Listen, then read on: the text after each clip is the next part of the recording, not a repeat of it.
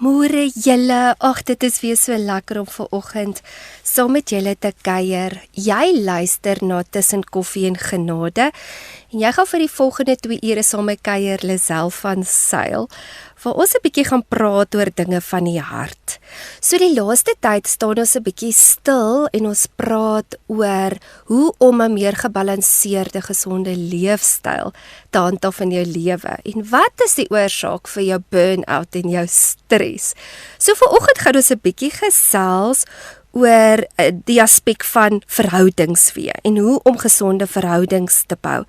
Wat is goed vir jou en wat is nie goed vir jou nie. So rukkie terug sal julle onthou het ons 'n hele reeks gedoen oor bou gesonde verhoudings. So dit gaan hand aan hand met dit en ek wil graag by dit aansluit, veral omdat verhoudings so 'n groot invloed het in jou emosionele welstand en ook van dit het eintlik 'n invloed in baie afdelings in jou lewe. So die tipe verhoudings wat jy bou het 'n direkte invloed. Hoe jy voel, of jy uitgeput is en hoe jou geestesgesondheid natuurlik gaan wees. So of jy bou verhoudings wat jou gaan opbou en lei om te word wie God jou gemaak het om te wees. Of jy is besig om intentioneel swak invloed toe te laat in jou lewe, wat weer invloed gaan hê in jou gesondheid. Die gaan hand aan hand aan hoe sterk en gesond jou grense is in jou lewe. So ons gaan net weer 'n bietjie praat van die verskillende verhoudings en met wie spandeer jy intentioneel tyd wat dalk nie so goed is vir jou nie. Want dit het 'n invloed in jou hart en hoe jy gaan voel in jou hart. So ons gaan net so vinnig 'n breekie vat en dan kom weer terug en kom luister saam en kom luister die verskillende elemente en hoekom dit so belangrik is om intentioneel bietjie te gaan stil staan en dink, met wie spandeer ek my tyd? Ek is nou weer terug. Welkom terug julle kuier hierso Tussen Koffie en Genade. Vanoggend gaan ons 'n bietjie praat oor invloede van vriendskappe en mense in jou lewe en wie jy toelaat in jou lewe. Want eintlik wie jy gaan toelaat in jou lewe, gaan jy ook toelaat in jou hart. So kom ons lees 'n bietjie wat sê 1 Korintiërs 15 vers 33 vir ons en ek lees dit weer vir ons in die Engelse translation. Wat sê: Do not be so deceived and misled. Evil companionship, community and associations corrupts and deprive good manners and morals and character. So met wie jy tyd gaan spandeer, het letterlike invloed met jou waardes en jou karakter. Julle op die ou ende is dit al wat tel, is jou karakter. Dit is skokkend om te sien partymal wat in deesdae se kultuur aanvaarbaar is en hoe waardes en swak behavior en slegte karakter half gesê word, maar dis okay en dis hoe dit moet wees. Nee, dis nooit okay om kind van God te wees en nie 'n goeie karakter te hê nie. Ons moet konstant aan ons karakter bou. En dis hoekom dit so belangrik is om deur die Gees gelei te wees. Veral as dit kom met invloede en mense wat jy toelaat in jou lewe. So, dit is dalk belangrik dat jy net weer 'n bietjie gaan stil sit en dink, okay, wie is die mense wat ek toelaat in my lewe? Gaan maak 'n lysie. Watter tipe mense het 'n goeie invloed in my lewe en watter mense het 'n slegte invloed in my lewe? Partymal is ons sulke people pleasers dat ons nie eers kan onderskei tussen goed en swak nie, so ons gaan definitief 'n paar kenmerke noem en 'n bietjie praat oor goeie invloed en slegte invloed, want die is so belangrik met wie jy jou tyd spandeer. Want soos ek gesê, dit het 'n invloed in jou hele lewe, dit het 'n invloed met jou gesindheid, jou emosies, tot jou selfbeeld. Want jy moet vra, het ek nou mense om my wat die heeltyd negatief is? Hulle is ongeskik, hulle is selfgesentreerd en hulle trek die lewe letterlik uit my uit. Of spandeer ek tyd met mense wat life-giving is, wat vol vreugde is, wat opbouend is en dit iets positief het om te belê in my lewe? Gaan sit net 'n bietjie en dink, volgende keer as jy met 'n klomp vriende tyd spandeer, of die mense wat in jou binnekring is. Ek praat nou van mense wat jy intentioneel kies om mee tyd te spandeer. Nie mense by die werk nie, mense wat jy in jou binnekring het. Daai tipe mense, dreineer hulle jou. Of voel jy vervuld en voel jy ek's opgebou en voel jy het iets gebeur, want dit is 'n geestelike inspraak wat hierdie mense ook partymal aan mense lewe het. En negatiewe mense het definitief 'n invloed op jou geesmens ook. En dit is partymal ook 'n groot rede vir hoekom ons uitbranding in ons lewe het. Want ons laat mense in ons lewe toe wat ons dreineer en wat negatief is en wat die hele tyd kla en moan en nie die woord van die Here bely nie, maar die hele tyd net die negatief sien en oor die slegte dinge wat dit gebeur nou weer in die land en hier het nou weer hier gebeur en wat ook al hulle praat dit bou niks op nie, dit stig niks nie. En dan is dit ook dat jy mense kry wat intentionele controllers is en hulle strywers kan mense sê, hulle het 'n spirit of strive. Wat bedoel ek daarmee? Hulle wil die heeltyd onenigheid saai en maai. Hulle skinder, hulle bring onenigheid. Hulle praat sleg van mense agter hulle rug. Hulle is jaloers en hulle is afgunstig en hulle wil die heeltyd mense afkrok en afbreek. Kom weg by daai tipe mense en verseker kan jy nie daai in jou eie lewe toelaat nie. So as jy agterkom jy daai kenmerke in jou lewe, dink ek is dit tyd dat die Here nou besig is om met jou te praat om te sê, dalk is dit ook tyd om bietjie te werk aan my karakter en te sê, Here, kom werk met my hart. Want is jy die heeltyd besig om tussen hierdie negatiewe mense tyd te spandeer, of jy het hierdie vriendin wat die heeltyd in need is, needy. So daar's altyd probleme, daar's altyd struggles, en jy moet die heeltyd daar red, en jy moet die heeltyd vir hierdie raad gee, en daai raad gee, en daar's niks wat jy moet die heeltyd gee, en sy vat net, want ek sê 'n verhouding is soos 'n sirkel. Dit moet vloei. Dit kan nie net een rigting gaan nie. Dit moet albei rigtings gaan. En ja, daar gaan tye wees wat jy in nood is, wat jy iemand nodig gaan hê. Maar as jy die hele tyd in nood is, dan moet jy begin vra, wat gaan hier verkeerd? Want die Here het ons nie geskape om victims te wees nie. Hy het vir ons geskape in meer as oorwinning te lewe. En partymal is dit ook 'n mindset wat mense het. Baie mense is verslaaf daaraan om die hele tyd hulle negatiewe emosies op ander mense te damp. En dis hoekom ek het nou nog so gelag, 'n vriendin sê nee, ons gaan so 'n T-shirt maak. Wat sê hulle self sê? My oor is nie 'n asblik nie. Want weet julle wat, nee, jy moet dit letterlik sien, my ore is nie daar dat jy net jou negativiteit kan opdamp nie. As jy na my toe wil kom en ons moet saam betoor ding anytime, kom saam, ons bid daaroor. En daar is partymal dinge wat in jou lewe nie lekker is en is regtig belangrik dan om 'n goddelike vriend te hê om by uit te kom, maar hoor wat ek sê wat die verskil is. En ons gaan nou 'n bietjie meer praat van die twee tipe mense wat jy kry. Maar die lank en die kort is, wat ek sê, hierdie tipe mense se motief van hulle harte is nie suiwer nie. En dit is wat ons altyd by wil uitkom van, wat is die motief van jou hart? So hoe weet jy wat in iemand se motief van sy hart aangaan? As jy geesvervuld is en jy die Heilige Gees, moet ek vir jou sê, jou geesmens is nie dom nie. Hy kan hoor, veral as jy intentioneel jou gees geleer het om ingestel te wees met wat die Gees van die Here die hele tyd met jou praat en vir jou sê. Hy lei jou na die waarheid toe. Hy wys vir jou die lig en hy gaan dadelik agterkom, iets bots met my gees. As jy dit nog nie, as jy nou jy's nog 'n baba Christen en jy voel jy nou maar ek weet nou nie waarvan jy praat nie, ek ken nie daai storie nie. Wil ek dit vir jou sê, gaan bid bietjie. En vra vir die Here, Here, maak my gees oop. Wat bedoel hy van, want kyk, ons is gees en die liggaam. Maak my gees oop, dat ek u Heilige Gees kan hoor en u Heilige Gees kan sien. Want die duiwel gebruik dit partymal in die Bybel sê oor en oor, hy verblind mense dat jy nie die waarheid kan sien nie. Maar wanneer jy in die Gees begin na dinge kyk, dan begin jy anders te kyk en jy begin ander dinge raak te sien. En dit is ook hierso wat mense nou praat van, mense kan partymal die regte goed sê. Hulle sê baie keer flattering woorde en hulle kom, ag my vriendin, jy's net die awesomeste en ek love jou. Maar in jou gees mens of hier binne in jou voel jy daai ek weet nie, dis daai gevoel, daai ietjie gevoel.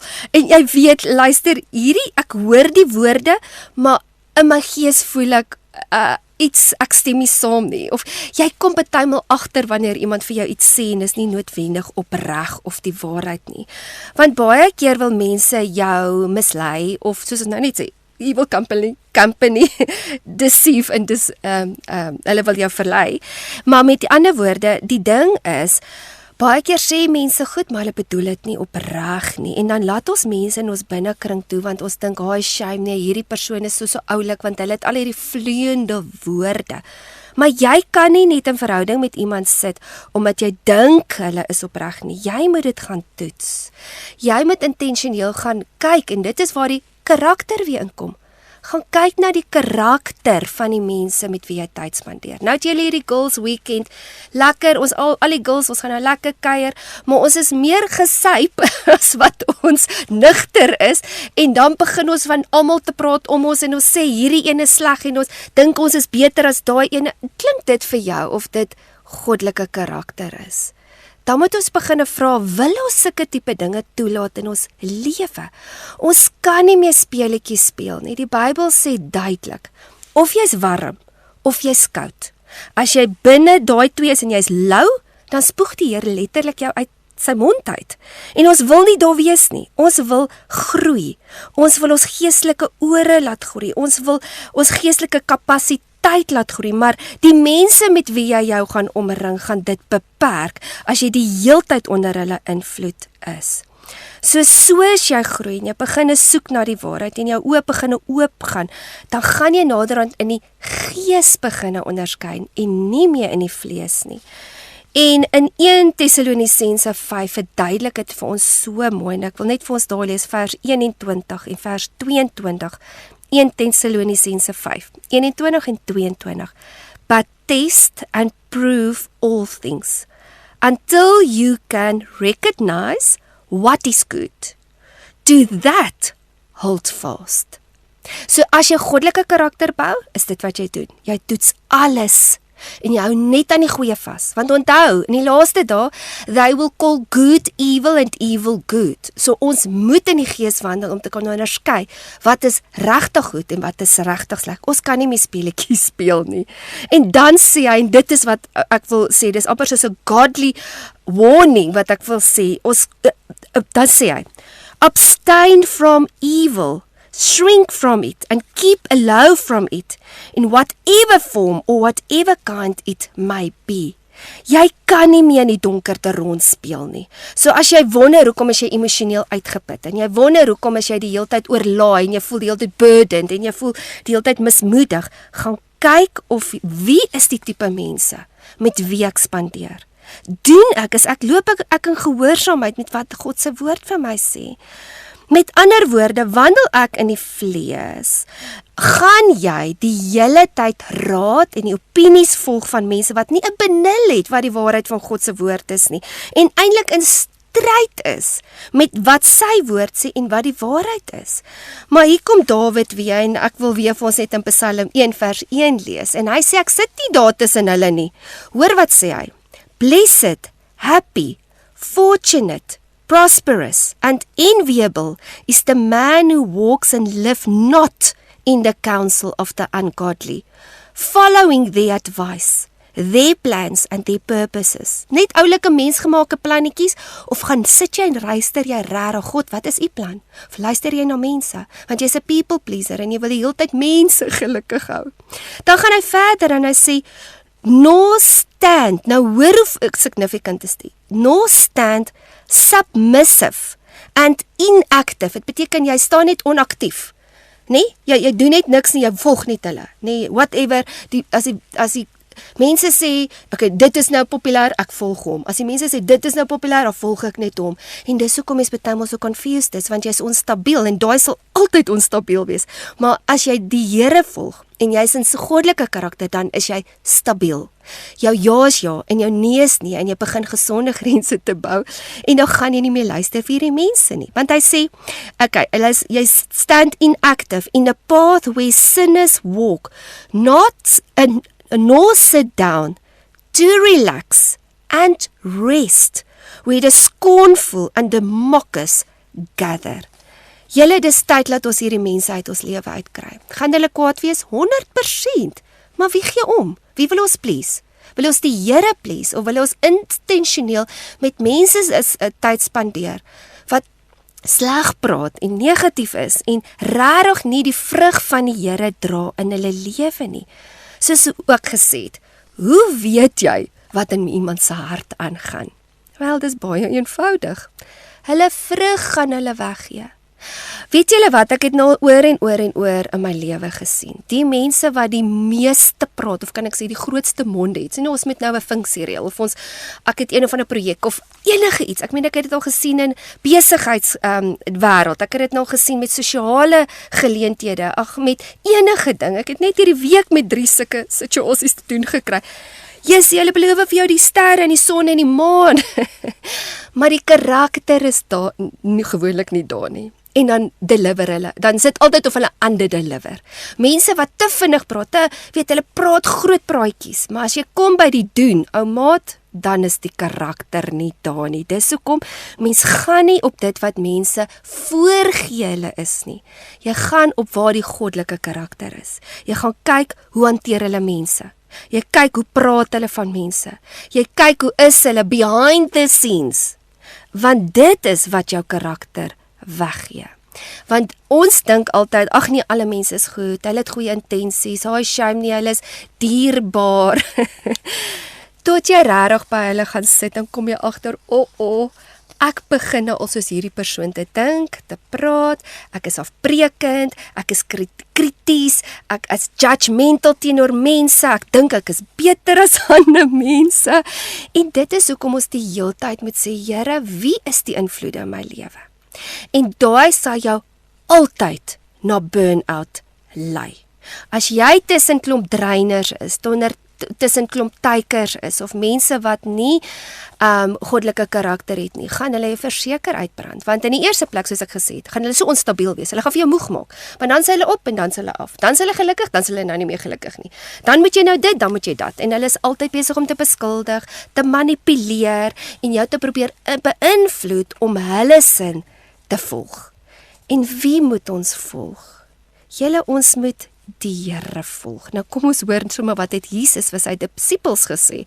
Hierso in Lukas 12 van vers 1 tot 3 gaan ek gou 'n bietjie vir julle lees. So Jesus commanded by saying primarily to his disciples, so uiteindelik met sy disippels direk gepraat, be on your guard against the leaven of the Pharisees, which is hypocrisy, producing unrest. So daar is dit klaar vir ons een ding. Moenie tussen mense tyd spandeer wat die hele tyd unrest bring in jou lewe nie. Ek het al paar sulke mense uit my lewe uitgesny en hulle was verskriklik offended. Maar ekskuus, ek gaan volg wat die woord van die Here sê. As jy intentioneel by mense by my wil kom slander, as jy intentioneel wil kom en jy wil negatief wees en net die hele tyd kla en moan, in my ore, soos ek sê, is nie asblikke nie. Ek sal luister as jy regtig hulpkreet het, maar as jy die heeltyd unrest bring, en jy bring die heeltyd confusion, en daar is nie vrede nie, want die Bybel sê, jaag die vrede na. En dan gaan hy verder, en hy sê, nothing is so closely covered up. En hierdie is 'n fenominale skrif.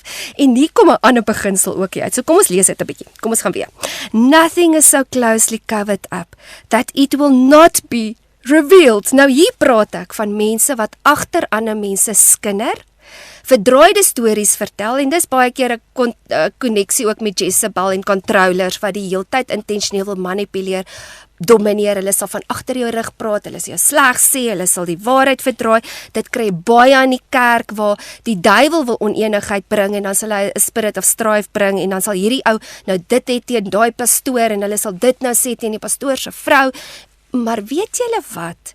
Die waarheid kom altyd uit. Ai jene, dit is eintlik vir my so hartseer betuimel. Dan kry ek hierdie persoon en dan kom ek agter, joh, hulle hanteer my nou bietjie vreemd. Kan nie agterkom wat aangaan nie en dan kry ek so baie die grapevine. Dan kom die waarheid uit. Dan weet ek, okay, daar was nou weer geskinder. Daai het nou weer dit gesê en dan al wat jy doen is you bless them. Jy bless hulle letterlik en you let it go. Want weet julle wat? Vengeance is the Lord's. Jy weet wat die waarheid is. Jy hoef niks vir niemand te verduidelik nie en jy hoef ook nie jou eie eer te gaan soek en of jou eie, kan ek sê, just justify. Mense sal van my skinder. Mense gaan agter, veral mense wat nie grense het nie, veral mense wat in die duister is, veral mense wat nie goddelike karakter het nie, gaan nou offended wees as jy in goddelike karakter gaan wandel. Van die Here expose elke leuen. En dan gaan hy aan en hy sê, "O heathen, that it will not be known." So alles wat in die duister gebeur. En die vyand gebruik dit. As julle kan onthou, as julle nou geluister het na die hele reeks wat ek gepraat het van gesonde gewoontes, of nee, ekskuus, van verhoudings, gesonde verhoudings, het ek oor hierdie ene ook nogal gesels. En ek het die hele konsep verduidelik van dat as mense in verhoudings wandel, wil die duiwel die heeltyd misverstande veroorsaak. Hy wil hê mense moet beklei, hulle moet onenigheid hê, want hy haat dit as daar gesonde verhoudings is. Maar wanneer jy die heeltyd vrede najag, kan die ander doen net wat hulle wil. You choose your peace. As mense wil sleg praat, dan is dit op hulle. Dan beteken dit dis goed wat hulle in hulle harte nie beskerm nie. Beteken dit is hulle wat nie hulle gedagtes gevange neem nie. En dit het niks met my te doen nie, want elkeen moet self rekenskap gaan gee voor die Here. En dan eindig hy af in vers 3 wat hy sê, "Whatever you have spoken in darkness shall be heard and listened to in the light, and whatever you have whispered in people's ears and behind closed doors will be proclaimed upon the housetops." So, daai sleg praat agter jou rug. Maak of hulle vriendelik is voor jou, maar agter jou is hulle eintlik vals en fake. Die Here gaan dit vir jou openbaar. Die Here gaan dit vir jou wys en jy moet daai tipe mense net uitsny uit jou lewe. Wat bedoel ek met uitsny? Jy gaan nie meer intentioneel met hulle kuier en tyd spandeer nie. Baie kere gaan jy hierdie mense sien, maar jy hoef nie jou beste chom te wees nie. En wat ek ook wil sê is, ons het nooit 'n rede om ongeskik of lelik of disrespekvol te wees nie. Al is dit jou vyand. Jy kan tot met jou vyand met die opposite spirit optree, want dit is wat die kan ek sê, die grace van die Here vir ons gee. Om dit nie in onsself te doen nie, maar deur die gees van die Here tree ons op in liefde, maak nie saak wie en wat nie. Want weet julle wat? Jou karakter is al wat tel op die ouende. Hoe gaan ek daai mense hanteer? Hoe gaan ek daai situasie hanteer? Ons gaan nou 'n bietjie breek vat en dan gaan ons 'n bietjie praat oor goeie invloed. En hoekom is dit so belangrik om goeie invloed in mense lewe te hê? Nou gaan ons net 'n bietjie onderskei tussen wat is die slegte invloed? Wat is die goeie invloed? Laat ons daai een ook net mooi in perspektief kan sit. Ek is nou weer terug. Welkom terug julle kuier hier saam met Lisel van Sail. Ons praat 'n bietjie oor die mense wat jy in jou binnekring het. En wie laat jy intentioneel toe in jou lewe? Want jy moet onthou, dit wat jy hoor en dit wat jy sien, gaan lê in jou hart. So hoe beskerm mens met sy hart? En dan begin hierdie ding vir mense in perspektief kom. Die rede hoekom die Bybel sê van jy moet jou hart beskerm en met jou gedagtesvernuwing gaan hand aan hand met die invloede wat jy het. Want soos ek sê, dit wat jy hoor en dit wat jy sien, gaan lê in jou hart en dit gaan na jou gedagtes toe. So, dit gaan ook verder met wat het jou telefoon, wat kyk jy, wat se tipe YouTube video's kyk jy, wat se tipe TV-programme kyk jy, wat se tipe musiek luister jy.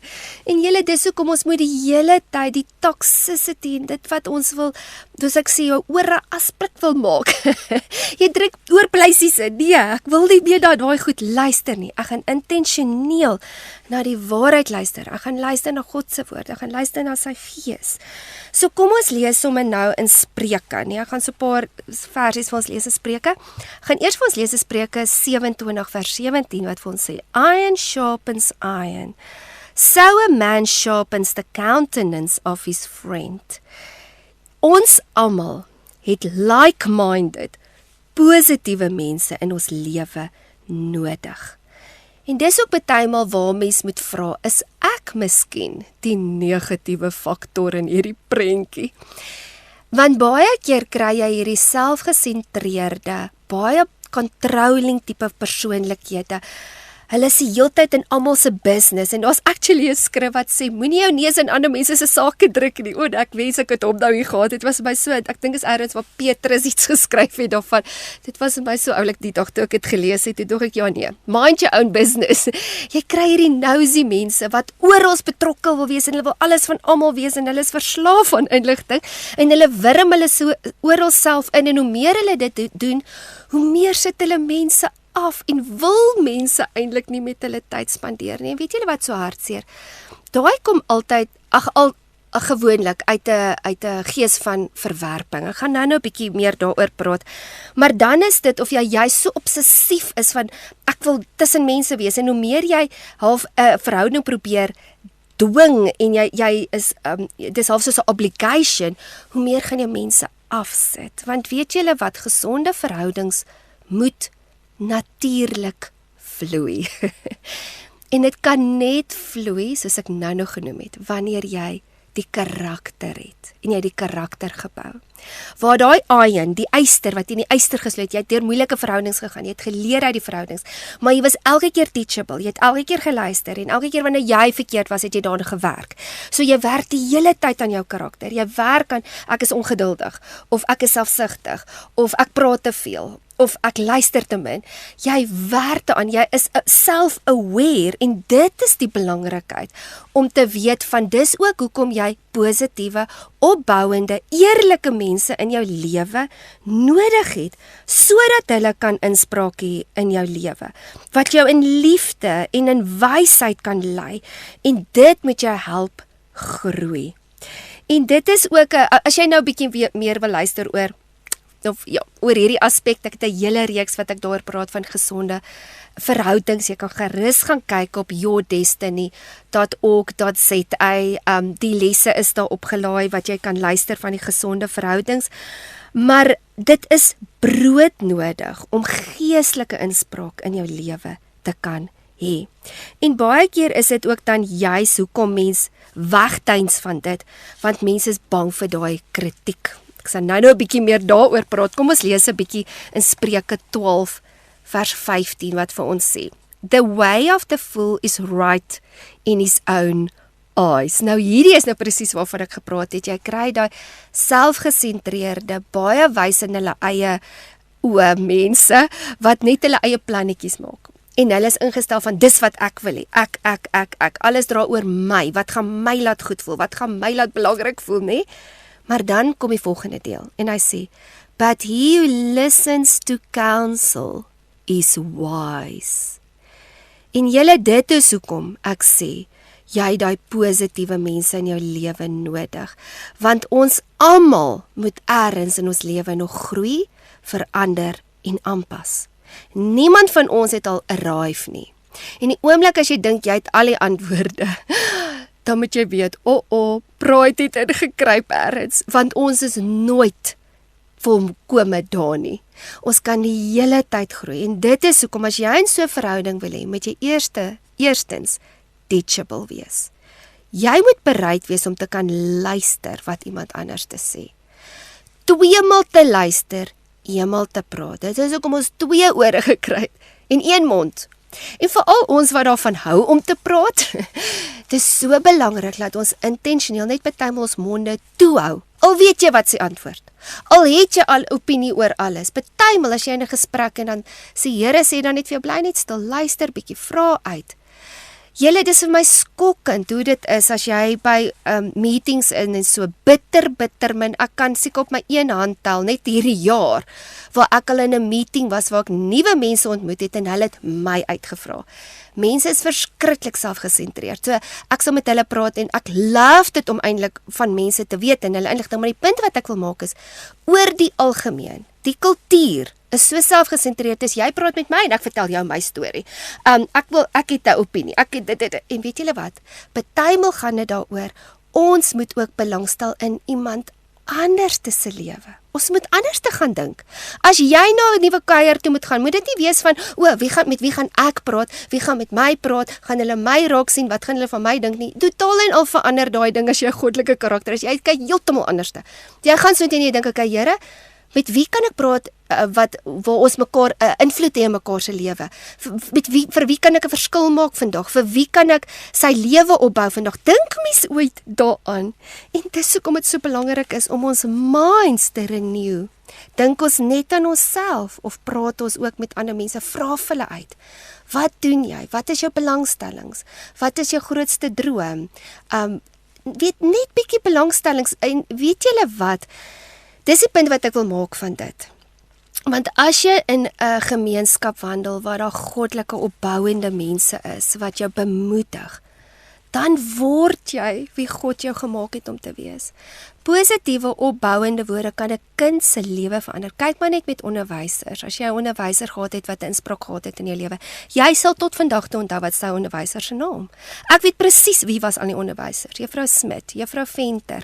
Ek onthou hulle gelyk het, ek onthou wat hulle gedoen het, en dit maak 'n lewens impak in jou lewe. So wil jy so tipe persoon wees. Nou daar was op 'n stadium, ek dink is in John Maxwell se boeke, waar ek hierdie gelees en dit was vir my so significant. Hoor bietjie wat sê hulle. You'll find that a gossip talks to you about others. A bore talks to you about himself. And a brilliant conversationist talks to you about yourself and then listens to you reply. You don't learn anything while you are talking. As a man grows older and wiser, he talks less and say more. Is dit nie 'n fantastiese manier om dit te sê nie? En dit is hoekom dit belangrik is om aan die een kant te gaan kyk, okay, is ek besig om intentioneel in daai tipe vriende se lewe in my lewe te belê?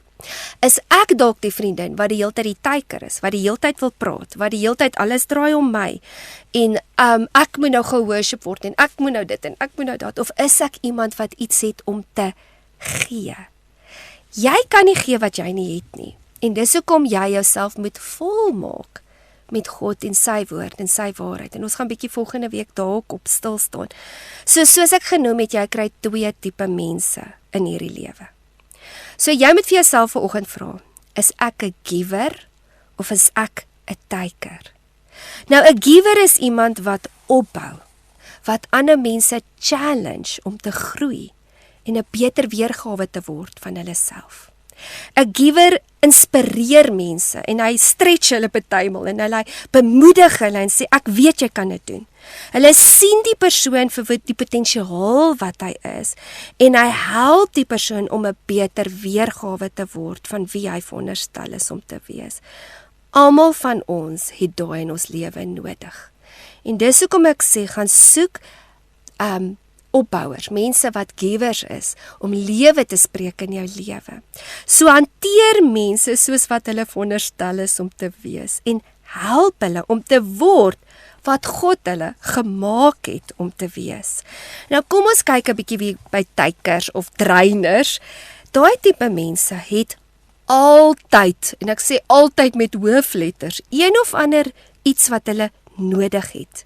Hulle is altyd needy.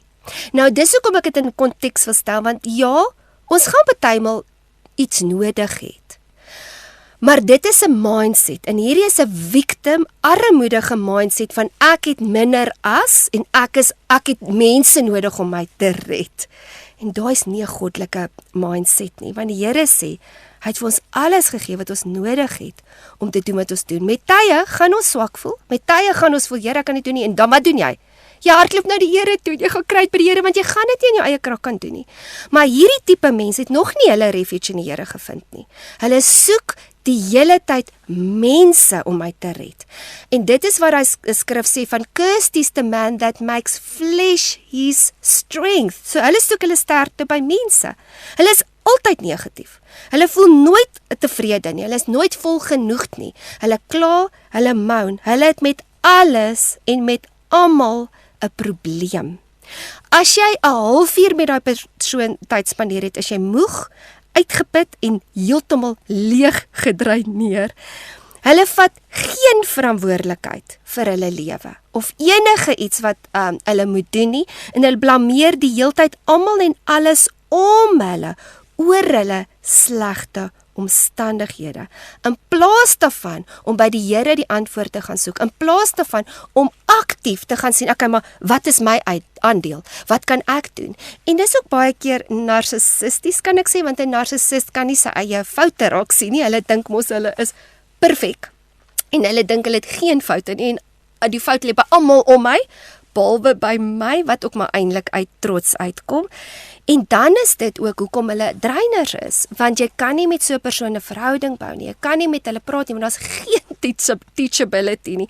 Daar's geen humility om te sê, luister, ek is verkeerd. Ek moet aan myself werk. En dis hoekom ek sê, julle as daar een ding is, as jy iets hoor wat ek vandag sê is, word teachable. Begin aanpasbaar te word. Werk aan jou flexibility. Ons moet die heeltyd, die Bybel sê, hoewel ons nie people pleasers moet word nie, moet ons die heeltyd ons aanpas om mekaar te dien in liefde. Jy kan nie net in hierdie wêreld ingaan en net sê, wat het julle vir my? Wat het julle vir my? Gee vir my. Me. Jy gaan moeg en uitgeput wees. So, ek wil net gou 'n breek vat, maar voor ek 'n breek vat, wil ek jou hierdie vraag vra. As iemand vir jou, en sê nou maar, 'n R10 betaal vir elke positiewe woord wat jy vandag gespreek het, nie? En 'n R5 wegvat van elke negatiewe woord wat jy vandag gespreek het, gaan jy arm wees of gaan jy ryk wees? En dit is iets wat mense moet aandink. Is ek 'n tipe mens wat mense om my dreineer, of bring ek lewe? Is ek die sout van die aarde? Is ek die lig wat die wêreld so desperaat nodig het? En dit is wat ek vanoggend by wil uitkom, en dit is presies dit, die Here wil hê ons moet die antwoorde gee. Ons moenie probleme veroorsaak nie, maar ons moet die problem solvers wees. Ons gaan so vinnig 'n breek vat, en dan gaan ek so 'n paar punte vir julle noem ook, van hoe om hierdie negativiteit uit te sny uit mense lewe. Ek is nou weer terug. Julle kuier saam met my, Lisel van Sail. Ons is nou bietjie besig om te praat oor positiewe en negatiewe invloede in jou lewe. En ek gaan so 4 beginsels net gaan met jou deel van hoe om hierdie uit jou lewe uit te sny. So eerstens, jy moet intentioneel gaan kies. Wie is die bouers in my lewe en wie wil kom afbreek? Wat ek ook wil noem is, die wat gewoonlik wil kom afbreek, jy sal altyd saam met dit 'n gees van jaloesie kry. Jy kry mense wat gaan jaloers wees om as jy geseënd is. Jy kry mense wat jaloers is op dit wat hulle het, want hulle het nog nie geleer om in dankbaarheid te wandel vir wat hulle self het nie. Daardie tipe mense, kan ek dit so stel, jaloesie sal altyd gevaarlik wees. En ek sal nooit voorstel dat jy in verhouding met iemand staan wat jaloers is nie. As jy agterkom, daar's die heeltyd van, as jy iets sê, dan sê hulle, o ja, nee, julle is so gelukkig, as ek nou weer sien, as julle nou weer op vakansie, jy weet, en jy kom ons agter, okay, jy gaan nie vir my om bietjie op vakansie te gaan nie, okay, daar is nie so baie mooi nie, jy tel vir hom dadelik op.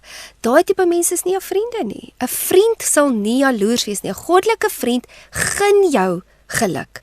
'n Goddelike vriend gun jou om te gaan rus. Hulle sal bly wees as jy geseënd is. En dis die tipe mense wat saam met jou kan celebrate. Mense wat al klaar daai goddelike karakter gebou het, wat gesê het, luister, ek is dankbaar vir dit wat ek het. Ek het iets om te gee vir iemand. So jy moet gaan onderskei. Hier praat ek nie noodwendig van familie en van mense wat saam met jou werk nie, want ons kan nie ons familie kies nie, en ons kan nie die mense kies saam met wie ons werk nie, maar jy moet die beste probeer beheer jou tyd. Positiewe mense kry prioriteit in my lewe.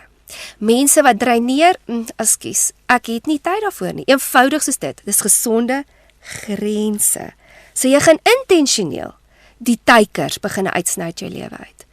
Want hulle dra niks by tot die koninkryk nie. Inteendeel kom steel hulle kom stir, hulle kom kry inligting om weer hulle te kan gaan skinder en Ons mense het nie meer tyd daarvoor nie. Jy moet werk om by genesing uit te kom. Jy moet werk om jou energie te spaar om God se koninkryk te bou. En aan die ander kant wil ek vir jou sê, gaan hierdie week en gaan kyk bietjie, sê nou maar die 5 of 10 mense in jou lewe wat jy weet is opbouend, wat positief is, dit wat ek nou nog gesê het, wat daar is vir jou, gaan skryf vir hulle almal hierdie week 'n briefie, om vir hulle jou te sê, dankie vir wie jy is in my lewe. Dankie vir dit wat jy in my lewe beteken. Jy verstaan nie hoe baie beteken jou vriendskap vir my nie. En ons moet ook intentionele tyd maak om by hierdie vriende uit te kom en met hulle tyd te spandeer. So nommer 1 is onderskei. Positief, negatief, en jy spandeer tyd met goeie mense wat jou opbou. En soos Psalm 1 sê, jy sit nie missive of inactive tussen klommakkers mee nie. Nee, dankie. Ons gaan nou met mense spandeer wat net so lief is vir die Here en wat wil opbou en die lig en die sout is. Nommer 2 is vat die situasies of leer uit dit wat moeilike mense vir jou leer. En dit het ek nog altyd gesê, ek gebruik mense almal het maar dreiners in mense lewe. En hoe gaan jy weet hoe lyk hulle as jy nie met hulle tyd spandeer het nie? So ja, ons gaan partymal dreiners kry, ons gaan partymal hierdie victims kry, ons gaan partymal hierdie mense kry wat net altyd kla en moan in mense lewe. Maar die groot ding wat ek wil sê is, sit en luister wat hulle sê, om agter te kom hoe is hulle, en dan is jy die opposite. So leer uit hulle, dis eintlik wat ek wil sê. Leer hoe laat mense jou laat voel. En kyk na jouself, en dan dink jy, jene maar, is ek dalk so? Tree ek dalk so? Laat ek ander mense so voel? En werk dan daaraan. Word selfbewus en begin dit wat jy sien die ander nie doen nie, begin jy dit dan intentioneel doen. Want die Bybel sê ook, jy moet ander lief hê soos jouself. So jy moet vir ander gee wat jy wil hê hulle moet vir jou gee. En dit is wat ons moet gaan leer. So wil jy hê mense moet jou dreineer? Nee, jy moet dan nou ook nie ander mense gaan dreineer nie. Wil jy hê mense moet net die hele tyd by jou kom kla en moan en hulle negativiteit op jou damp? Nee, so moet jy dan nie met mense doen nie. So besluit dan om intentioneel positief te wees. En as jy weet, jy gaan nou met iemand tyd spandeer en dit is nou onvermybaar en jy is nou by hierdie persoon en jy weet hierdie persoon is 'n baie negatiewe en kla en jy moet omtrent 'n halfuur jouself net emosioneel voorberei voordat jy met hierdie ou tyd kan spandeer, doen die volgende. Stel jouself intentioneel op van elke negatiewe woord wat daar gespreek word, dadelik, dan konfronteer jy hulle. En dan lei jy hom, of jy sny die gesprek net af en sê, okay, ons sal op 'n ander stadium weer hieroor praat en jy begin intentioneel en jy dink vooruit, wat gaan ek praat wat opbouend is? Wat gaan ek praat en jy praat intentioneel in 'n positiewe rigting. As hulle begin negatief, nee, ekskuus, of jy sê net, weet jy wat, ek het nie tyd vir om aan hierdie negativiteit te dink nie, kom ons praat 'n bietjie oor dit wat ook goed is. En nou lei jy die gesprek na dit wat positief. Ek praat nou nie van as iemand nou kom en hulle probleem met jou probeer deel en jy's net so submissive, nee, ek wil nie jou probleem hoor nie. Julle moet dit kan onderskei. Ek praat van mense wat regtig altyd kla en moan. Hulle het altyd, o nee, julle, dit is nou weer so koud vandag. O julle, dis 'n mislike dag. Kyk hoe reën dit. O julle, dit is so terrible. Jy weet, daai tipe mense. Jy vang hom vas. En sê nee, ekskuus, ons gaan nie nou kla en moan nie. Julle, dis lieflik hierdie reën. Ek love hierdie reën. Want weet julle wat is die kenmerk, soos ek nou genoem het, is daar's geen dankbaarheid nie. So jy lei dan daai persoon na die 2 volgende goed toe. En dis hoe jy iemand wat negatief is lei. Eerstens, jy bring die positiefheid. So jy lei hom na dit wat hulle wel het, want hulle sal altyd kla oor dit wat hulle nie het nie, nê? So dan sê jy, okay, maar jy dalk nie dit nie, maar jy dit en dit en dit. Ja, my tiener is so moeilik, en jy klein hierdie hele dag van dit en dit, dan sê jy, maar onthou, ten minste het jy 'n kind ten minste het jy dit, ten minste het jy dat, en dan mense te lei om te sien dit wat hulle wel het. So, lei hulle na dankbaarheid, wys vir hulle uit, noem vir hulle 5 goed waarvoor hulle nou dankbaar kan wees. Want weet julle wat, weer eens, dit is wat die downfall was vir die Israeliete in die wildernis, is hulle unthankfulness, en hulle moan, en hulle groan, en hulle victim mentaliteit, wat hulle letterlik laat doodgaan het in die wildernis. Daar is absoluut nie van die Here af nie, en dis hoekom ons dit moet aanspreek. Die tweede ding wat kenmerkend is wanneer die mense is, hulle maak soos ek nou gesê het, hulle vertrou op mense, hulle wil hê mense moet hulle red. Hulle gaan nie na die Here toe nie. En dis hoekom Dawid vir ons het so mooi gewys het. Wat het Dawid gedoen met sy moans en sy groans, nê? Sy emosionele sere en ontsteltenis. Hy het dit na die Here toegevat. So jy sê vir 'n persoon, wat het die Here gesê toe hy daaroor gebid het? Dan gaan hulle nie eers vir jou antwoord kan gee nie, want hulle het nog nie gebid nie, want hulle wil net damp. Hulle is dampers, en dis hoekom jy moet hulle lei na dankbaarheid en na gebed toe.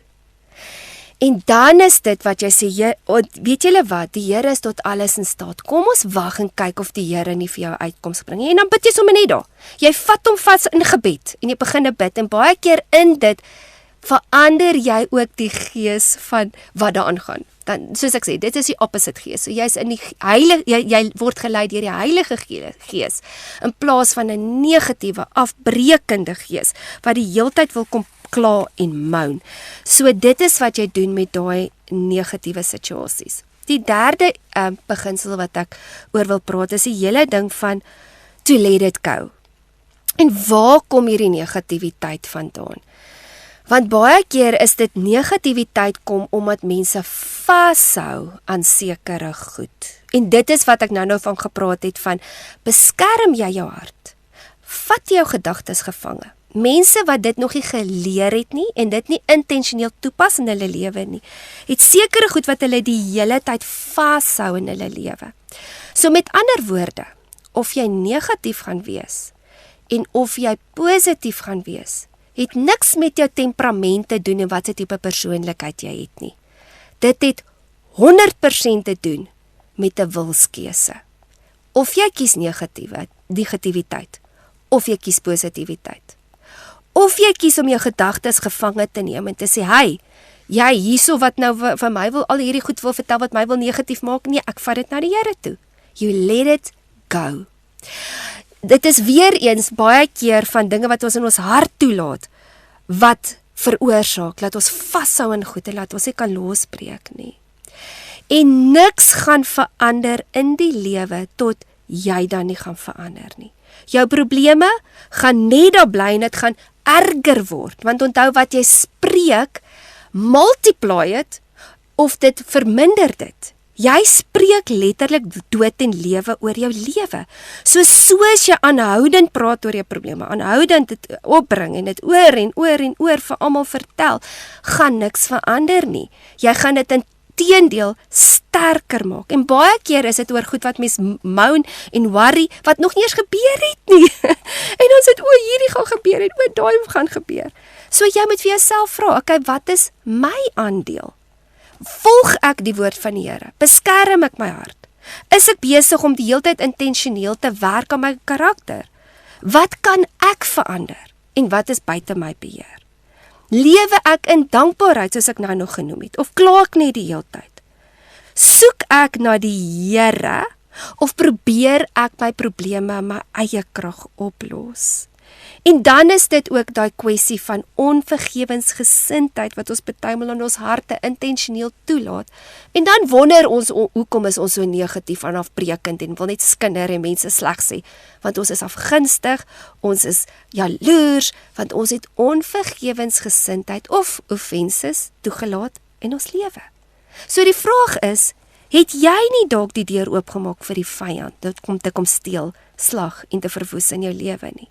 Want almal van ons het probleme. Maar die ding is hoe jy na jou probleem kyk. Kies jy net om oor en oor daaroor te kla en te moan, of gaan jy die Here vertrou en in gehoorsaamheid wandel vir wat hy gesê het ons moet doen? Gaan jy vergewe? Gaan jy aanbeweeg, gaan jy dit los. En vir die Here sê, Here, ek los dit in u hande. Ek kan nie hierdie situasie hanteer nie, ek het nie die oplossings nou nie, maar ek vertrou u, want ek weet wie ek is. En dit is die 4de beginsel wat ek net wil kom afsluit, voor ons weer vinnige breek gaan vat. En ek wil vir ons lees in Psalm 56 van vers 3 tot 4. En dit is nou waarvan ek gepraat het, wat Dawid so goed in was. Hoor 'n bietjie wat sê hy. What time I am afraid. So wanneer ek bang is, en wanneer ek benoud is, wat doen hy?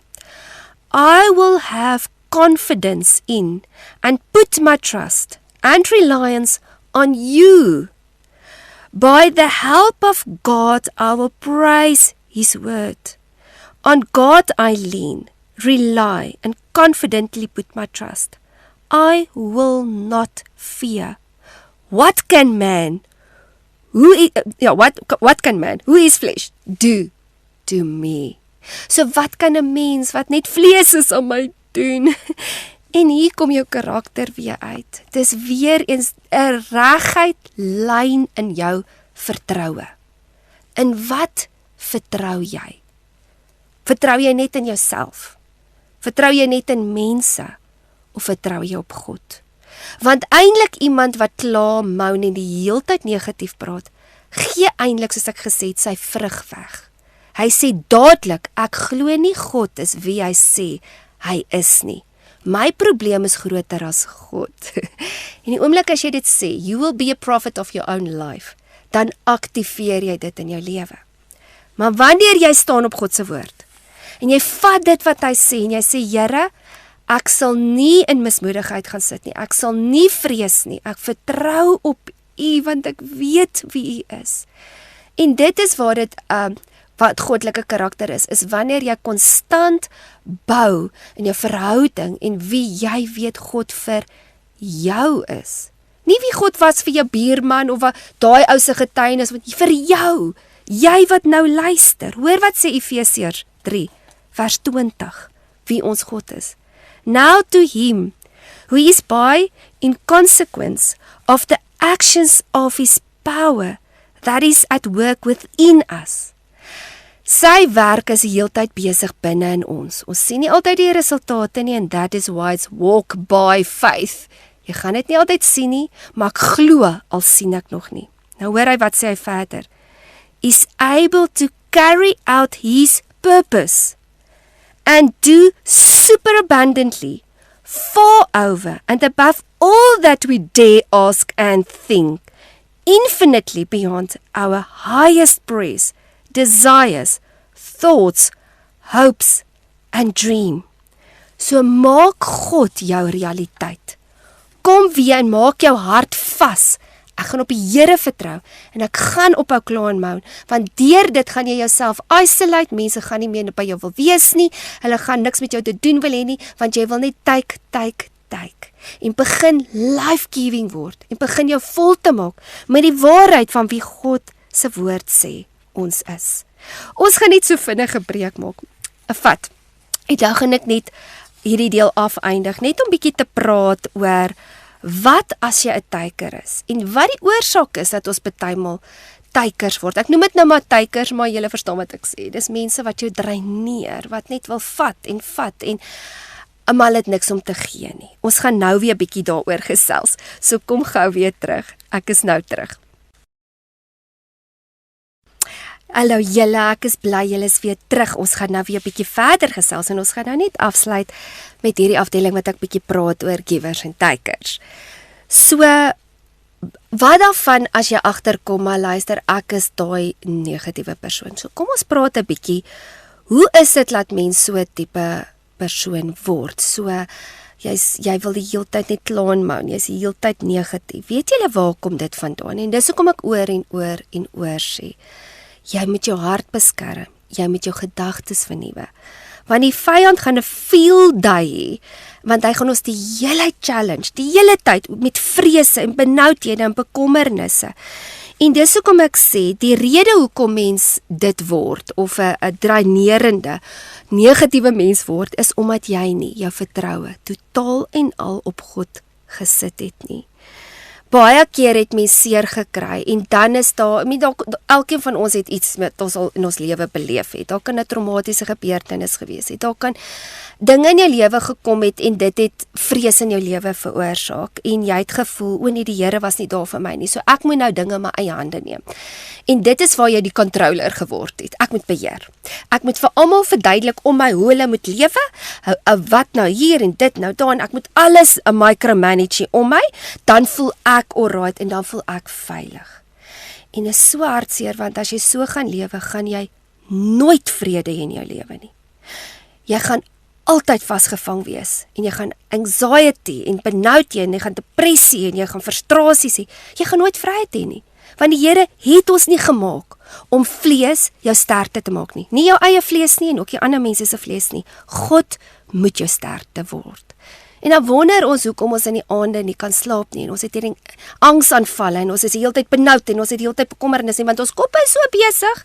Ons is die hele tyd besig om planne te maak hier in ons gedagtes, want ons neem ons gedagtes gevange nie, en met dit kom vrees, en hy oorweldig jou die hele tyd, en ons voel die hele tyd, ons moet die hele wêreld op ons skouers dra, ons moet almal en alles om ons red, en die Here het jou nie die Savior gemaak nie, julle. Jesus is ons redder, ons hoef nie die wêreld op ons skouers te dra nie, jy doen net dit, wat die Here vir jou gesê het om te wees, en te doen.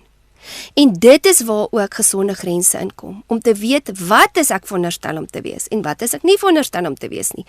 Wat is my verantwoordelikheid en wat is nie my verantwoordelikheid nie, en dit is hoekom Jesus vir ons oor en oor en oor sê, gee dit vir my.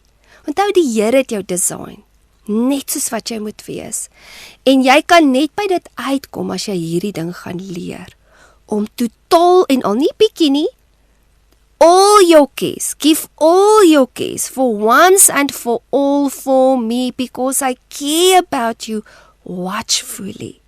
Nou kom ons lees net bietjie 2 Korintiërs 1 en ek wil vir ons 'n hele stukkie lees vanaf vers 8 tot 10. Nou hierso praat Petrus en hy praat van hoe hulle distressed was, nee? En kyk hierso, ek weet nie of jy die hele dag moet vlug vir jou lewe en mense wil jou doodmaak en hulle gooi jou met klippe en hulle slaan jou nie. Maar hoor bietjie, hierdie manne was dit stres, hoor. Maar hoor, wat sê hy so? So ek lees in 2 Korintiërs 1, van vers 18 tot 10, net so bietjie agtergrond.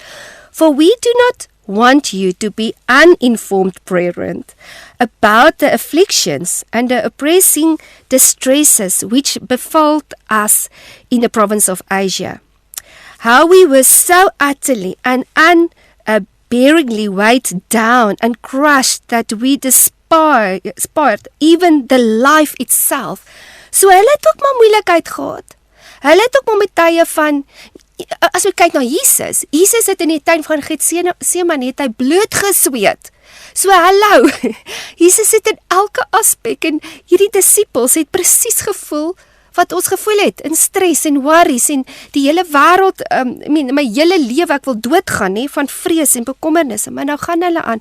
Indeed, we felt within ourselves that we had received the very sentence of death, but that was to keep us from trusting in and depending on ourselves instead of God to raise the dead. Nou hier kom hulle in hulle benoudhede.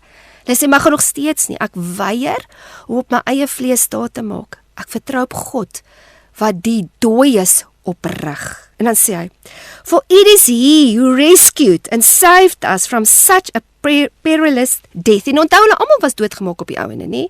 Maar op hierdie stadium was hulle nog besig. En die Here het sekere missies en designs gehad wat hulle moes doen. En die Here sal jou red en by jou wees, terwyl jy nog hier op die aarde is. En hy sê, and he will still rescue and save us. In and on him we have set our hope, our joyful and confident expectation that he will again deliver us from danger and distractions and draw us to himself. En dit is hoekom dit so belangrik is, waar Jesus sê van, bly in my, keep the vine, en jy moet in daai wynstok wees, en ek is die lote. En dit is, jy sê, is wanneer jy jou vrese challenge, wanneer jy sê, luister, ek gaan nie weghardloop van my vrese nie, maar in spite spyte van my vrese gaan ek opstaan. I'm gonna challenge it. Dis wanneer mens dit begin oorwin. Jy hardloop nie weg nie, jy staan op. Want vrees, ja, ons gaan vrees met tye in ons lewe beleef. Dit is nie dat jy vreesloos gaan wees nie, maar ons weier om soos cowards weg te hardloop en net te kla en te moan en te sê, ja, maar die Here is nie daar nie. En nee. Wanneer jy met jou probleme worstel, dis wanneer hulle die houvas verloor in jou lewe. En wanneer jy dit waag om die ding wat jou die bangste maak te face, dit is wanneer die deure oopgesluit word na vryheid. So kom ons praat net so 'n bietjie oor 4 aspekte van vrees. En kyk, daar's baie vrese en dit is miskien wat die Here vanoggend vir jou wil kom openbaar. Kom weg en vry van vrees.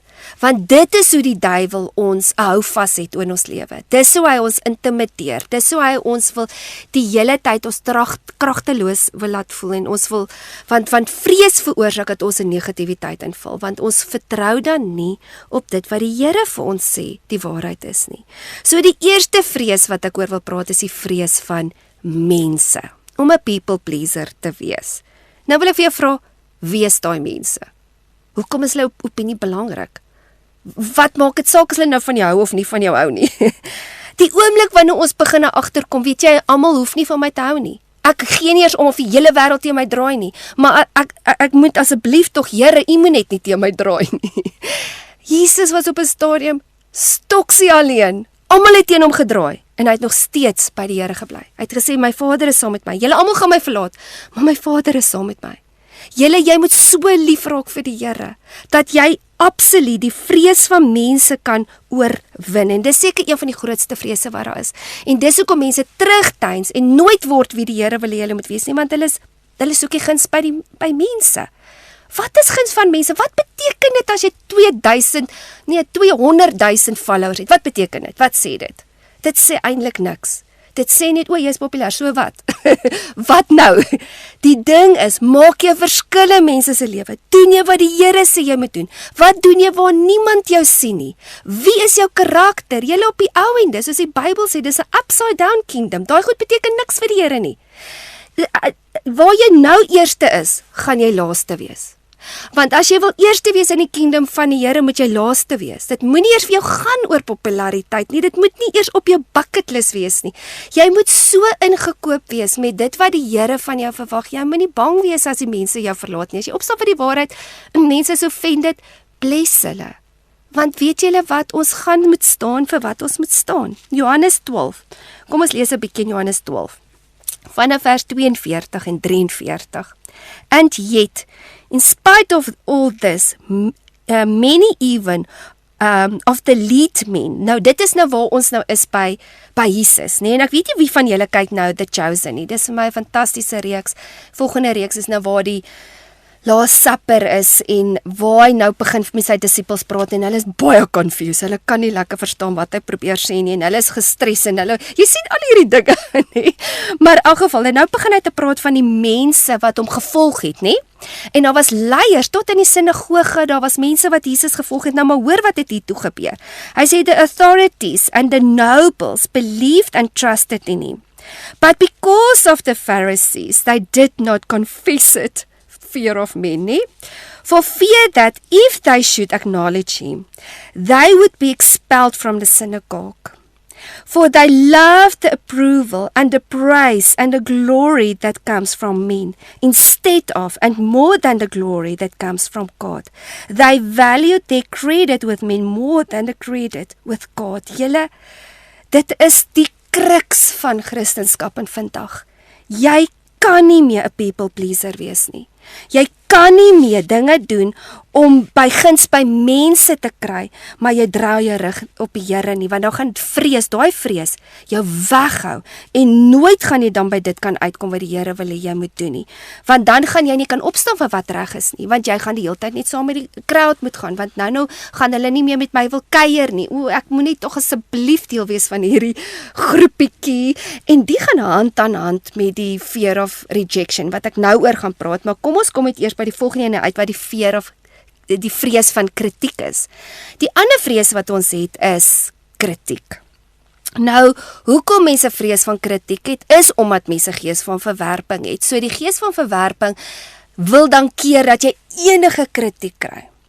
En jy moet onthou, daar is positiewe kritiek en daar is negatiewe kritiek. En baie keer bly mense in mense comfort zone, mense verander nooit nie, want mens hardloop weg. Die oomblik as iemand jou aanspreek oor iets wat nie reg is nie, o nee, ek wil nie dit hoor nie, hou nie van kritiek nie, dit is lelik as jy vir my sê, ek doen iets verkeerd. Nee, wanneer iemand jou regtig lief het, en hulle wil vir jou laat groei, partymal maak die waarheid seer, maar ons moet altyd mekaar die waarheid vertel in liefde, maar mense wat nog gebrokenheid het nog sukkel met 'n gees van verwerping, sal nooit kan kritiek hoor of sien of kan verander nie, want daar's letterlik 'n stronghold wat jou keer om die goeie te kan ontvang, wat jou eintlik nader aan die Here gaan lei, en dis hoekom oor en oor het ek al gesien, nou kom mense en as hulle, ek wil nou help my met hierdie situasie of hierdie situasie, en die oomblik as ek vir hulle sê, okay, nou moet jy hierdie begin volg, en dit gaan 'n pad wees, en ons moet nou hierdie pad loop, nee, dit is nou te complicated,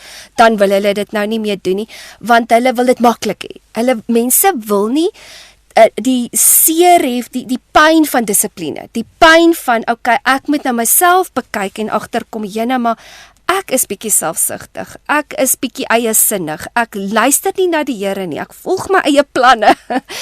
En weet julle wat, ons moet nooit so wees, en dis wat ek nou gesê het, ons moet altyd humility hê, en altyd oop wees, maar jy kan dit net hê, as jy 'n hart het, wat genesing gekry het, en wat beskerm is, en dis hoekom dit so belangrik is, om genesing te gaan soek, om oor hierdie gees van vrees te kom, oor hierdie gees van verwerping te kom, want verwerping keer, dat jy kan hoor wat jy moet verander in jou eie lewe, want die oomblik as iemand jou gaan aanspreek en sê, maar luister, jy is verskriklik selfgesentreerd, jy dink net aan jouself, en dan dadelik sal hulle dit omdraai en sê, jy's te baie lelik met my, niemand het my nog ooit so seer gemaak, in plaas dat hulle hoor wat daai persoon vir hulle wil sê, want daai persoon wil hulle eintlik help, want dit is hoekom hulle die mense afsit. Nou wil jy daai persoon help, en ek praat nou baie hard en baie regheid, maar ons het nodig om hierdie goeters te hoor en te sien in ons lewe.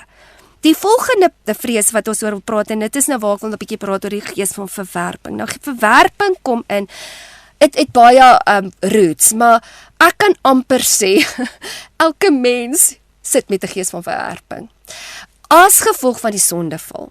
Want as gevolg van die sondeval is ons almal verwyderd van die Here, en almal van ons sit met shame en guilt, en almal van ons moet op 'n dag en 'n tyd na die Here toe kom, waar ons tot bekering kom en sê, Here, nou kom ek na U toe, en ek gee my lewe oor aan U, want ons almal is in sonde gebore. So ons word eintlik uit verwerping gebore, as ek dit so kan sê, maar dan kry jy ook natuurlik die elemente van, daar kan abandonment gewees het toe jy jonger was, jy het seer gekry in jou kinderlewe, jy het trauma beleef, jy het abuse beleef, al daai goeters bring dan die gees van verwerping in mense lewe. En as jy nie met hierdie gees van verwerping gaan deel nie, gaan jy 100% 'n people pleaser wees, want jy gaan die hele tyd bang wees om verwerp te word. En wat eintlik die ironie is, as gevolg van die people pleasing, en as gevolg van jou neediness, van die aandag en die affirmation, wat jy die hele tyd net soek by mense, en jy soek die hele tyd, is jy so, hoe kan ek sê, jy smother eintlik die mense om jou, en dan veroorsaak dit dat hulle juis minder met jou te doen wil hê, want jy is so needy, en dan veroorsaak dit dat jy nog meer verwerping kry. En dis 'n bose kringloop. So ek kan nie vanoggend nou in detail verduidelik hoe mens nou al hierdie goed aanspreek nie, maar mag die Heilige Gees vir jou hierdie goed openbaar. Kom by 'n plek uit waar jy hierdie seer wat jy het in jou lewe kan aanspreek en sê, Here, maar hoekom tree ek so op? Hoekom is ek so needy? Hoekom is ek so, ek wil die heeltyd net mense se guns sê? En laat hy dit vir jou wys, en vra vir die Here vir genesing vir daai in jou lewe. Want op die ou ende, vinnig, as ek dit nou in 'n neutedop kan saamvat is, die dag wanneer jy regtig jou identiteit vasmaak, en wie die God die Vader is, wie Jesus is, en wie die Heilige Gees vir jou is, dan begin jy eers aan jou ware identiteit werk, en kan jy genesing kry. En ek het al op 'n ander stadium hieroor gepraat, maar ja, dit is 'n groot rede hoekom mens partymal dreiners word, want jy sit met 'n gees van verwerping. En dan die laaste vrees wat ek wil praat is, jy het 'n vrees vir mislukking. Jy's die hele tyd bang om iets te probeer of iets te wees, want jy's bang jy misluk. Of baie mense is letterlik bang, hulle mis die Here. Hulle is die hele tyd van, ek moet nie dit doen nie, want nou mis ek die Here. Ek moet nie dit doen nie, want nou mis ek die Here. En weet julle wat, as jy dit verkeerd gaan doen, soos die verlore skaapie, die Here sal jou vind. So moenie iets nie doen, omdat jy bang is jy mis die Here nie. Die ding is, jy moet leer om te hoor hoe praat die Here, né? En dan sal jy ook weet, dit wat die Here vir jou sê om te doen, sal hand aan hand met vrede gaan. En dit is dan wanneer jy in geloof moet uitstap en sê, Here, ek moet nou hierdie keuse maak. Ek weet nie of dit reg of verkeerd is nie, maar ek het vrede hieroor en nou doen ek dit. Dalk werk dit nie. En weet jy wat? Al het dit nie gewerk nie. So wonderlik soos die Here is, sal hy dit nog wraggies gebruik om jou iets te leer. So dan het jy nog steeds nie tyd gemors nie. Ons leer in prosesse wanneer ons partymal goed doen en dit werk nie uit nie. Dis nie te sê jy is 'n mislukking nie. Dis nie te sê jy is nie goed genoeg of dit of dat of weer eens al die leuns wat die duiwel vir ons wil gee nie. Mens leer uit jou foute uit en dit is hoe ons na dit moet begin kyk. So ek het net 4 elemente net sommer aangespreek. Kyk, daar's baie vrese nie wat mens moet jy moet dit identifiseer in my lewe en ek wil net so bietjie daaroor gepraat het want weet julle wat? Dis as gevolg van vrees dat ons optree soos wat ons optree. En dan word ons controllers of negatief of afbreekend of selfgesentreerd en al hierdie dinge want ons het nog seer en sekere goed in ons hart wat nog nie uitgesorteer is nie. Maar tot jy geleer het om jou vrese onder die autoriteit van die Here te plaas, gaan jy baie uitgeput wees, baie moeg wees en baie dreinerend wees. So ek bid regtig dat die Here vir jou ook sal wys wat hierdie ding is in jou lewe. En ja, dit klink dalk of ek nou hard praat vandag, maar dit is nou daai positiewe kritiek wat ek wil gee, om jou te help om by vryheid uit te kom. Ons gaan nou weer gou net 'n preek vat. En dan gaan ek net by die laaste woordjie uitkom van ons akroniem van om by vrede en rus uit te kom, waar ons elke week praat oor die verskillende elemente wat jy, die beginsels wat jy in plek moet sit om by vrede en rus en uit te kom en ook hoe om teen uitbranding op te staan om in goddelike rus te lewe. Ek is nou weer terug. Ja, julle, nou kom ons by die afdeling waar ons 'n bietjie gaan praat oor ons akroniem van vrede en rus. En kan julle glo, ons is nou by ons laaste lettertjie by S. Ons sal 'n bietjie volgende week net stil staan en net gou weer deur al die vrede en rus woordjies gaan en wat is al die elemente. En as jy ietsie gemis het en jy wil dalk weer dit net weer luister, is jy welkom om te gaan luister op yourdestiny.org.za waar al die potgoeie gelaai sal wees of op 'n YouTube channel. So op my website kan jy 'n bietjie gaan luister onder die hartklank programme. So die laaste lettertjie is S en dit staan vir stilte tyd.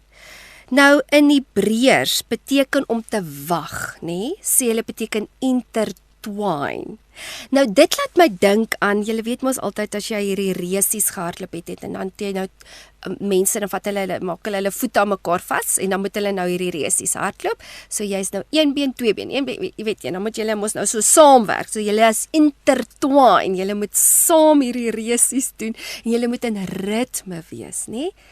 En dit is die vergelyking wat Hebreërs het met wag. Nou kom ons lees 'n bietjie Jesaja 40 vers 31 en dit sê, but those who wait for the Lord. Nou dans my vraag eerstens, wag jy op die Here? Wag jy op die Here? Nou sê hy verder, who expect, looked for and hope in him. Julle, hierdie sluit nou so mooi aan wat ons nou gepraat het oor die vrese, nê? Dis nou die opposite. Dit is hoe jy vrees oorwin, is jy wag op die Here. Hy gaan nie dalk nou dadelik antwoord nie, maar jy wag. Jy wag laat die Here moet vir my sê. En dan sê hy, shall change and renew their strength and their power. En dis dalk 'n rede hoekom ons nie altyd strength en power het nie, want ons het nie tyd om op die Here te wag nie. They shall lift their wings and mount up close to God as eagles mount up to the sun. Soos jy wag in die Here, kom jy al nader, jy gaan op, so jy gaan half in die geestelike riem op, jy gaan op hemel toe. Bedoelende in die sens van wat Jesus ook gebid het, van jy moet bid, Here laat u koninkryk, soos in die hemel, bring ek af aarde toe, en soos in die aarde, bring ek op hemel toe, ek begee al my bekommernisse, gee ek vir u op, Here, laat u vir my 'n goddelike, hemelse visie gee, en dan gaan hy verder, they shall run, and not be weary, they shall walk, and not faint, or become tired. Is dit nie een van die amazingste skrifte nie? So hy sê, daar's 'n kondisie. Jy gaan jou sterkte weer kry, wanneer jy wag, rus en recharge by die Here. Maar in vandag se lewe, ons is verslaaf aan besig wees. Dis kinders rondry, en dis karre wat jaag, en dis honde wat blaf, en dis 'n op en af geryery, en dis 'n frustrasie, en dis probleme wat opgelos moet word, en dis in en uit, en al hierdie voices, en klomp dinge wat ons elke dag so oorweldig, laat ons naderhand verleer het, wat dit ook al beteken, net om stil te sit en net stil te wees. Dit laat my dink aan hierdie boer, wat sit op sy stoep, en hy het sy koppie koffie aan die einde van die dag, en hy sit net en kyk. Hy kyk net oor die vlaktes. Ons doen dit nie meer nie. Ons is die heeltyd besig. As ons nou nie, nou laas deur die gejaag van die dag en alles, dan sit TV, en dan sit musiek, en dan is dit, ons kry nie altyd tyd met stilte nie. Daar's so 'n significance om net stil te wees. Gaan bietjie en probeer vir 10 minute, net 10 minute in stilte te sit. Ek is seker jy gaan dit baie sukkel om te doen, want ons almal is amper ADD. Nee, ek moet iets doen. Ek kan nie net so 10 minute net te sit en wat doen. Gaan sit 10 minute, jy kan worship musiek maar aansit, ja. Jy kan 'n koppie koffie maak en jy sit net. Jy sê net niks nie. Jy sit net en jy dink en jy sit jou gedagtes op die Here. Ons verstaan die ding van ons moet woord inkry, en ons verstaan hierdie ding, maar doen ons dit in ons lewe? Of is ons net besig om dag in en dag uit net te hardloop? Geen wonder ons sit met burn-out nie. En ons moet hierdie beginsel ook verstaan, die Here het vir ons 'n Sabbatdag gegee. Ons moet rus. Ons moet ons kragte herstel. Jy kan later slaap. Ek meen, ja, jy gaan nou kerk toe of wat, maar bedoelende, jy kan nie nog op 'n Sondag ook wil werk nie. Jy moet 'n dag afvat, waar jy gees, siel en liggaam net weer kan recharge. Dis 'n Bybelse beginsel. En hierso sê Psalm 1 vers 2, ons het nou vers 1 gelees, kom ons lees nou 'n bietjie vers 2, en dit is nou presies wat hy nou aangaan, en hy sê, but his delight, ons het nou gepraat van, hy sit nou nie in die kring van die spotters nie, maar hy sê, his delight and desires are in the law of the Lord, and on his law, the precepts, the instructions, the teachings of God, he habitually meditates, ponders and study, day and night. Maar nou jaag ons dag in, dag uit, maar vat ons tyd om stil te raak, net te luister. En dis hoekom, al moet jy 10 minute in die oggende vroeër opstaan, om jou dag slow te begin. So jy stel jou wekker, sien nou maar jy staan 5:30 op, dan stel jou wekker 20:05, bietjie môreoggend. En die eerste ding wat jy doen is, jy vat daai 10 minute en jy sê, Here, jy sit dadelik vir jou worship musiek aan, laat jy dadelik gefokus is en sê, okay, ek wil net vir 10 minute in u teenwoordigheid sit en net souk. Net my eerste fokus wil ek by u uitbring. Heilige Gees, Laat my fokus gevorm word op U. Laat ek gefokus sal wees op dit wat U sê. Wys vir my wat U wil vir my bring in die dag en bid oor die dag, bid oor jou kinders, bid oor dit wat aangaan. Jy kan tot vir jou koppie koffie gaan maak en net vir 10 minute net stil sit en sê Here, haal asem. En dan ook natuurlik in sy woordtyd te spandeer. Nou Psalm 37 vers 7 sê, Be still and rest in God. Julle daar, eintlik die hele onderwerp van hoe om by rus uit te kom, is net daar.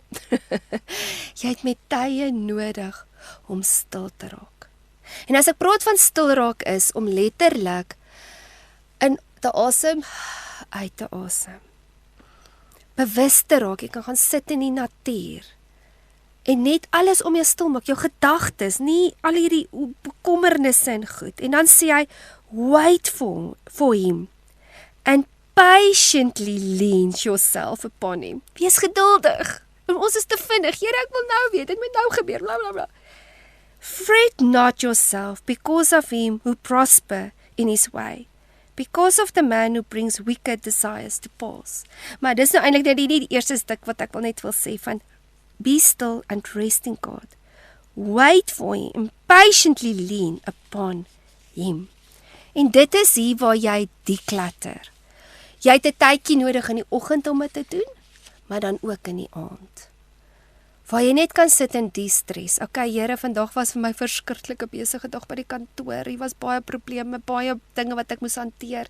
Here, ek het 'n situasie gehad met my boetie, ek het 'n situasie gehad met my skoonsis, ek het 'n situasie my kind, wie ook al. Here, hierdie ding.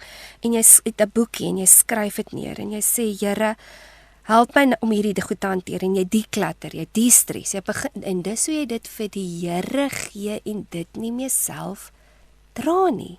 Jy doen dit in jou stilte tyd. Elke stres, elke anxiety, jy let go. Jy skryf dit neer. Die het ek nie beheer oor nie. Hierdie ding werk nie lekker uit nie.